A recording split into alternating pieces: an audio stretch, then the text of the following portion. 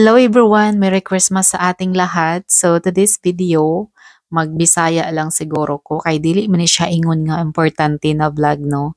So mentras gahulat mi sa mama aning usa, naghaling mi diri sa chimney kay bugnaw na gid kayo ang panahon. Winter na diri sa France. Kung nakita na ninyo ang kayo gadilaab, nagpanik ko kay dili ko gusto makakita aning chimney bitaw nga gadilaab ang kayo. Dili man siya iyon nga delikado pero basta magdilaab na gani na nga kana bitaw murag huyop bitaw sa hangin. Nako magpanik yun ko. Pag human og haling aning usa, iyang gibiyaan wala gi-adjust ang volume. So pag human og haling sa chimney, diri na pud ko sa lamisa. Nagdagkot ko aning kandila kaya nga akong ugangan hapit na siya moabot para igsulod niya sa balay, humot og kandila ang amuang balay. Pero kani nga kandila na ani siya ay perfume. Grabe kayo kamingaw ang Pasko diri aba. Normal ra gyud siya. Dili bitaw pareho sa tuwa nga igpasko. Grabe kayo kabibo bisan wala tay handa. Madto ra ta sa silingan, makikaon, nya naay mga basta lahi ra gyud ang Pasko diri og sa Pinas. Dako kayo ang kalahian gyud. Share lang nako sa inyo ha. Ang style na mo diri pag Pasko, 24 sa gabi adto mi sa balay sa akong ugangan. Siya magluto, siya tanan maghikay. Kay siya ang nag-imbita namo. So didto pud mi mag-open sa amo ang regalo. Din ika 25, akong ugangan moari sa balay. So ako magluto ko para siya na po'y makikaon diri pero wala na mi regalo ipang open kay human na. So nakaabot na gid akong ugangan og pag-abot sa akong ugangan syempre bizo-bizo ingon ani gid diri sa France. Then naa siya gidala nga bulak. Kini akong ugangan no, halos karaarin niya diri sa balay magdala gini siya og bulak kay kabalo siya nga hilig ko og mga bulak gyud. Daghan kayo ko og mga gagmay nga mga bulak diri pero wala pa ko insakto nga butanganan. Gusto ko magpalit og kahoy kanang butanganan bitaw sa mga bulak pero kining usa dili pa siya magsugot sa pagkakaron kay wala pa nahuman ning among trabaho sa balay ba. Dili pa siya ingon nga priority. Ang sunod man gud buhaton ng mudri kining among kusina. Ilisanan kay kini man gud nga style adto pa ni mga 1980s. So gusto ni siya nga modern nga kusina. Mo na nga dili pa siya priority ang pagpalit og kahoy para butanganan sa mga bulak. Story time ta karon. Kini bitaw kong ugangan, dako kay nagtabang sa akong kinabuhi. Kadtong gioperahan bitaw ko sa akong kidney. I mean before ko gioperahan sa akong kidney. Syempre moagi pa ta og mga long process. Ang permi kuyog na ako no kining akong ugangan. Labi na kadtong dito ako sa Paris gioperahan sa ikatulong nga operasyon. Siya ang akong kuyog dito para makikita sa doktor nga mag-opera nako. Pero katong gioperahan ako na lang usa ni adto sa Paris. Nagsakay ra ko og taxi. So unya na ta magpadayon sa story nato about sa akong ugangan. Ang among buhaton diri is mag-cheers kay para magsugod na ang apiro. Ang giinom na mo diri rosy ni siya pero dili ni siya isog nga rosy. Murag nasa 12 volume ra ni siya kung wala ko masayo. So adi sir maniud to magapiro mi daan. Medyo nagluya-luya na gid mi diri kay gahapon sa gabi didto man mi sa balay sa akong ugangan didto man na ni hapon.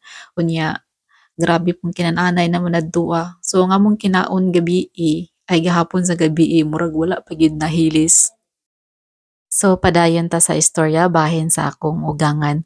Kini nga akong ugangan usaray anak ani kini ra gyud ang ako ang bana. Unya kini nga akong bana wala na pud ni siya papa.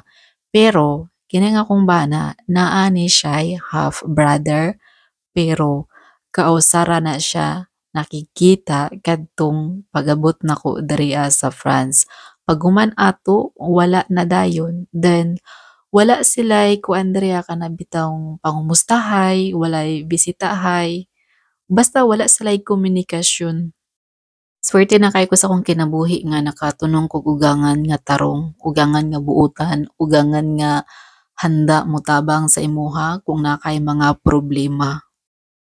Plus naswertihan pa gyud ko no kay ang mga tanang sinina sa akong ugangan sa una kadtong dalaga pa siya gihatag niya sa kuwatanan. gikan sa mga jacket, sa mga sinina, sa mga basta daghan kay siya gipanghatag nako no. Swerte na gyud kay ko sa tanan gyud.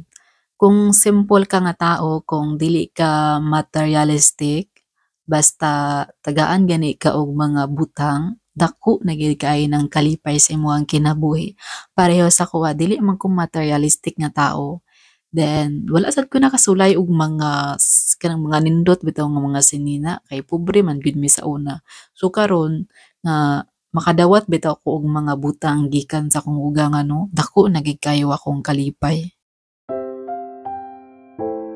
Kini bitaw akong bana no, swerte na kay ni siya sa iyahang mama kay kining kong bana pag naa ni siya problema, iyahang mama naagid sa likod permi niya mutabang diretso basta naa lang. Pareho atong pagpakasal na mo sa Pinas, iyahang mama usa ni tabang gid sa iyaha.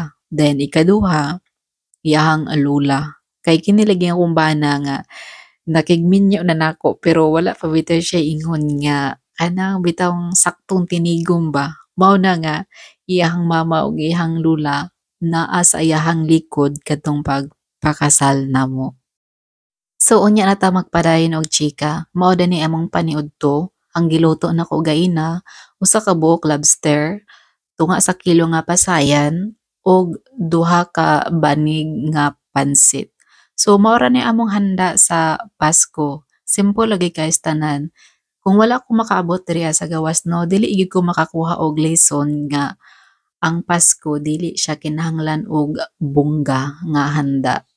Imagine diriha naani sila ika-afford pero tanawa ra gud ni ilang kuan diri style sa Pasko.